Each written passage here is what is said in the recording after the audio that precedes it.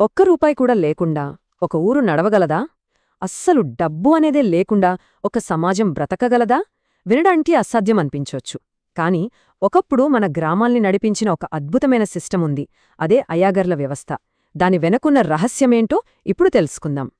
సరే, ఈ కథని మనం ఒక పాత తెలుగు సామెతతో మొదలుపెడదాం. ఒక ఊరి రెడ్డి మరొక ఊరి తలారి అంట. ఇదేదో ఊరికే చెప్పిన మాట కాదండోయ్. డబ్బు ప్రమేయమే లేకుండా ఒక ఊరిని ఎంత పకడ్బందీగా నడిపించారో చెప్పే ఒక పెద్ద లాజిక్ ఈ ఒక్క వాక్యంలోనే దాగుంది. అసలు ఈ సిస్టమంతా దేనిమీద నడుస్తుంది? దాని పేరే వర్తన. చాలా సింపుల్ కాన్సెప్ట్. అంటే చేసిన పనికి డబ్బులివ్వరు. బదులుగా పంట చేతికొచ్చాక ముందే మాట్లాడుకున్నట్టు ధాన్యమిస్తారన్నమాట. ఉదాహరణకి కమ్మరి రైతుకి నాగలి చేసేస్తాడు, కాని డబ్బులు తీసుకోడు. పంట పండాక కొంత ధాన్యం తీసుకుంటాడు. ఇది కాగితం మీద రాసుకున్న అగ్రిమెంట్ కాదు, మనుషుల మధ్య నమ్మకంతో నడిచే ఒక ఒప్పందం. మరి వ్యవస్థకి ఆధారమెందరనుకుంటున్నారు? కేవలం 12 మంది. అవును, 12 కీలకమైన వృత్తులవాళ్లు. వీళ్లనే గౌరవంగా పన్నిద్దరు అయాగాళ్ళు అని పిలిచేవాళ్లు.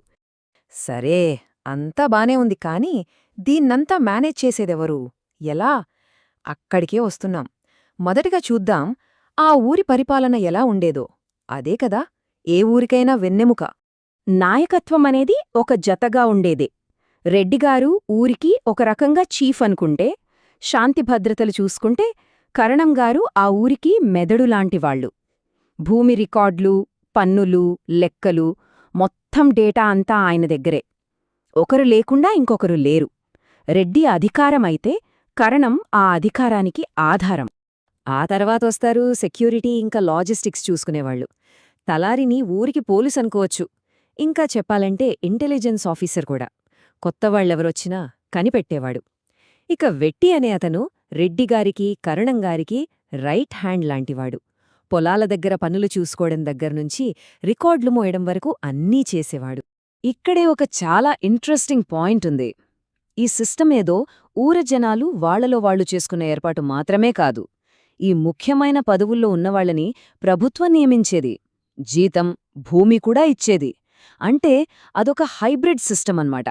అటు లోకల్, ఇటు ఒఫీషియల్ రెండూ కలిపి ఉండేవి. ఓకే, అడ్మినిస్ట్రేషన్ సంగతి చూశాం. మరి ఆ ఊరి ఎకానమీ ఎలా నడిచేది డబ్బుల్లేకుండా? అసలు మ్యాజిక్ అంతా ఇక్కడే ఉంది. అదే చేతివృత్తులవారి గొప్పతనం. చూడండి, ఈ చైన్ ఎంత అద్భుతంగా ఉందో. ఫస్ట్ కమ్మరి నాగలి తయారుచేస్తాడు.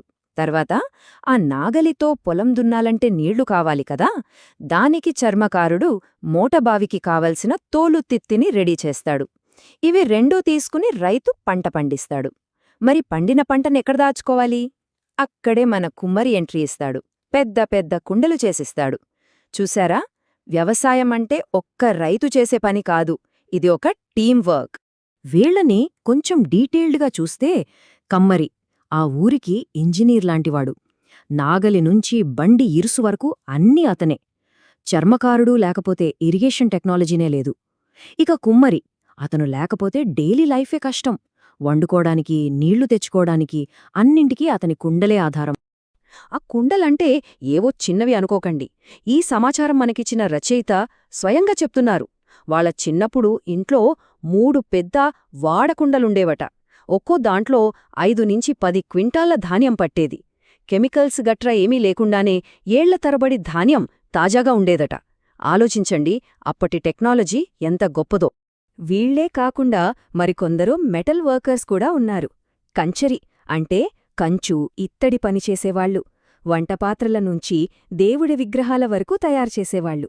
ఇక అగసాలే మనందరికీ తెలిసినవాళ్లే, స్వర్ణకారులు, బంగారం పనిచేసేవాళ్లు.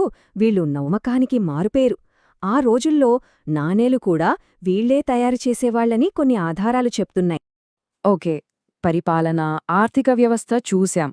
కానీ ఒక సమాజం బ్రతికి ఉండాలంటే దానికొక గుండె చప్పుడు కావాలి. అదే ఆ ఊరి సంస్కృతి, సేవలు. ఇప్పుడు చాకలి గురించి వింటే నిజంగా ఆశ్చర్యపోతారు.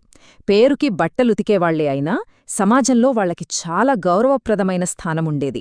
ఊళ్ళో ఏ పెళ్లి జరిగినా, ఏ దేవుడి ఊరేగింపు జరిగినా వాళ్ళు నేలమీద పరిచే మడుగుబట్టలు లేకుండా ఆ కార్యక్రమం ముందుకే సాగేది కాదు.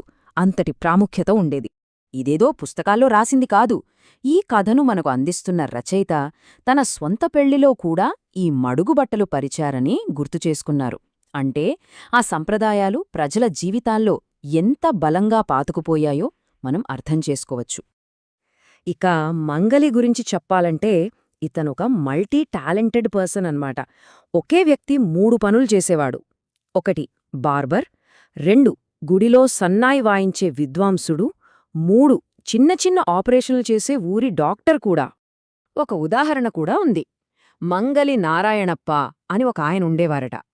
ఆయన వారానికొకసారి జరిగే సంతలో ఒక చిన్న కత్తితో జనాల కాళ్లల్లో ఉండే ఆనెలను ఎంత సున్నితంగా, నైపుణ్యంగా తీసేసేవారంటే ఆయన చేతి చలవకు అంతా ఆయన్నే నమ్మేవారు. ఆయనే వాళ్ల డాక్టర్. చివరగా 2 చాలా ముఖ్యమైనవాళ్లు. ఒకరు నీరుగండి. ఇతను ఊరి వాటర్ మేనేజ్మెంట్ ఎక్స్పర్ట్. చెరువులోని నీళ్లు ఒక్క చుక్క కూడా వేస్ట్ కాకుండా చివరి పొలానికి కూడా అందేలా చూసేవాడు. గొడవలు రాకుండా చూసే బాధ్యత అతనిదే. ఇక 2ది మాల కమ్యూనిటీ. వీళ్ళు ఊరి అఫీషియల్ కమ్యూనికేషన్ సిస్టమ్. ఉరుము, దండోరా వేసి ప్రభుత్వం చెప్పిన విషయాల దగ్గర్నుంచి ఊరి పనుల వరకు అన్నీ అందరికీ చేరవేసేవాళ్లు. సరే, ఇప్పుడీ వ్యవస్థంతా చూశాం కదా, మనం మొదలుపెట్టిన ఆ సామెత దగ్గరికే మళ్ళీ వెళ్దాం. ఒక ఊరి రెడ్డి మరొక ఊరి తలారి అంట. ఇప్పుడు ఈ మాట వింటుంటే దాని వెనుకున్న బలం, అర్థం మనకు తెలుస్తున్నాయి కదా. ఆ సామెత మనకు నేర్పే పాఠమేంటంటే, ఆ రోజుల్లో హోదా అనేది పర్సనల్ కాదు, అది కమ్యూనల్. అది ఒక బాధ్యత. ఒక ఊర్లో అధికారం చెలాయించే రెడ్డి వేరే ఊరికెళ్తే అధికారి కాదు, ఒక సాధారణ సేవకుడు. అంటే హోదా అనేది మనం చేసే పనిలో ఉంటుంది, మన పేర్లో కాదు. కాని ఈ రోజుల్లో మన టైటిల్ మనతో పాటే ప్రయాణిస్తుంది. అది మన గుర్తింపుగా మారిపోయింది. మరి ఆ యాగర్ల వ్యవస్థ నుంచి మనం నేర్చుకోవాల్సిందేమైనా ఉందా? డబ్బు, కాంట్రాక్ట్లు, వీటి చుట్టూ మన ప్రపంచాన్ని కట్టుకున్నాం.